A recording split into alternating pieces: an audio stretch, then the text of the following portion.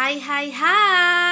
Assalamualaikum warahmatullahi wabarakatuh. How are you today, everybody? I hope you are always fine, keep healthy, and then keep spirit to study English forever, okay? Okay, for today, I would like to discuss about if clause followed by suggestion and imperative. Jadi hari ini kita akan belajar tentang penggunaan clause if atau if clause ya, yang diikuti saran dan perintah. Jadi kalau kemarin kita membahas di video-video sebelumnya itu membahas tentang if clause-nya yang berdiri sendiri atau dengan rumus-rumusnya, untuk hari ini kita akan membahas tentang penggunaan if clause yang diikutin dengan suggestion dan imperatif atau yang diikutin dengan saran dan perintah. Oke? Kita langsung saja ya. Yang pertama kita akan membahas if clause yang diikuti suggestion atau saran.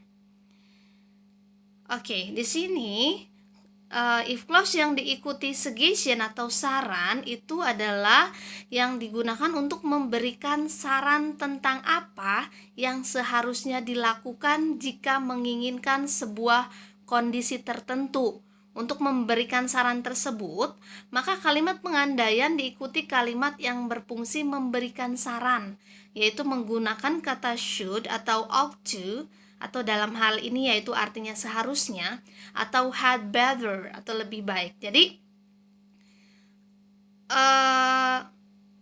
Jadi gini ya, jadi kalau misalkan saran atau suggestion, jadi di dalam rumus if clause-nya itu nanti ada kata ini ya, ada kata should atau ought to, dan ada kata had atau had better. Jadi itu cirinya, ciri yang if clause yang diikuti suggestion atau saran. Oke, paham ya?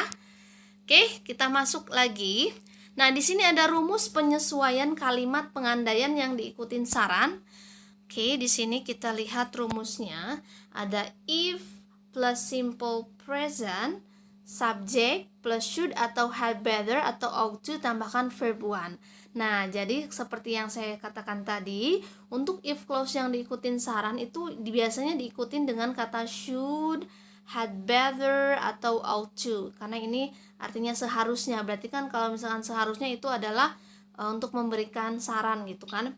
Yang rumus yang kedua yaitu ada if tambahkan simple present ditambahkan why don't ditambahkan subject ditambahkan verb one. Oke, ini rumusnya. Selanjutnya, contoh percakapan menggunakan kalimat tersebut. Oke, kita lihat di sini ada percakapan antara si Mam dan Jenny. Si Mam bilang, "Why do you look so pale, Jenny?"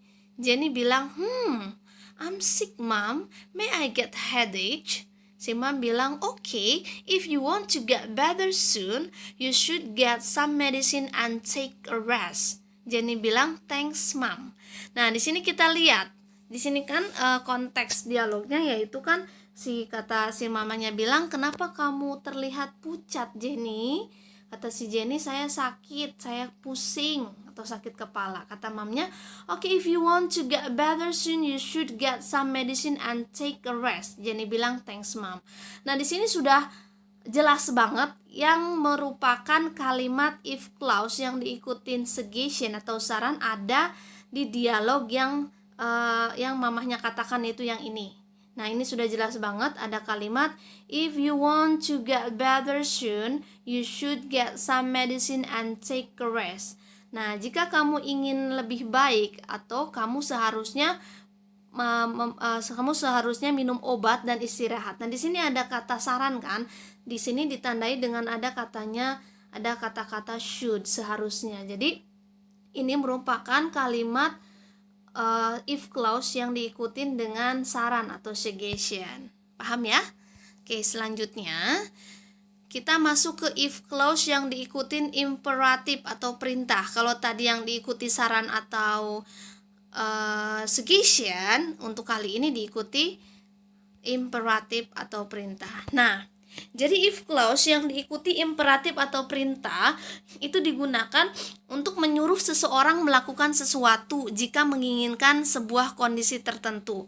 Nah, bedanya kalau tadi if clause diikutin saran atau suggestion, itu dia memberikan saran, tapi kalau misalkan if clause yang diikuti imperatif atau perintah itu dia menyuruh gitu kan, menyuruh orang atau memerintahkan seseorang untuk melakukan sesuatu. Oke, kita masuk lagi. Nah, di sini rumus penyusunan kalimat pengandaian atau if clause yang diikuti dengan saran, ini ada rumusnya, yaitu if tambahkan simple present, tambahkan verb one, tambahkan objek. Ini rumusnya ya. Oke, kita masuk ke contoh percakapannya. Di sini percakapannya ada antara Anna dan Jessie. Oke, Anna bilang, I really want to be a magician, but I don't know how to master the tricks. Jessie bilang, if you want master the tricks, search in YouTube and study them seriously. Anna bilang, that's a good idea, thanks. Nah, di sini ini ada kalimat yang menggunakan if clause yang diikuti imperatif atau perintah ya. Di sini nih. Kita lihat saja kalau misalkan if clause itu kan tandanya pasti menggunakan if tandanya ya. Di sini ya, tandanya if. Jadi ini adalah contoh kalimat yang menggunakan if clause yang diikuti imperatif. If you want master the trick, search in YouTube and study them seriously. Berarti Jessie itu memerintahkan kepada Anna, kalau kamu ingin mahir dalam triknya, katanya cari di YouTube dan belajar dengan serius gitu. Karena dia ingin menjadi seorang magician gitu. Jadi si Jessie bilang, if you want master the trick, search in YouTube and study them seriously. Oke? Bedanya tadi kalau if clause yang diikuti dengan suggestion ada kata should-nya atau ought to-nya atau had better-nya. Kalau misalkan if clause yang diikuti dengan imperatif itu dia sifatnya memerintahkan kepada seseorang gitu. Paham ya? Oke, thank you so much. It's time to over today. Terima kasih sudah menonton atau menyaksikan video ini. Mudah-mudahan video ini bermanfaat buat kalian semua. Dan jangan lupa kalau misalkan video ini bermanfaat, silahkan share kepada teman-teman kalian yang lain, sehingga video ini akan menebar kebaikan. Oke, terima kasih. Saya ucapkan Assalamualaikum warahmatullahi wabarakatuh.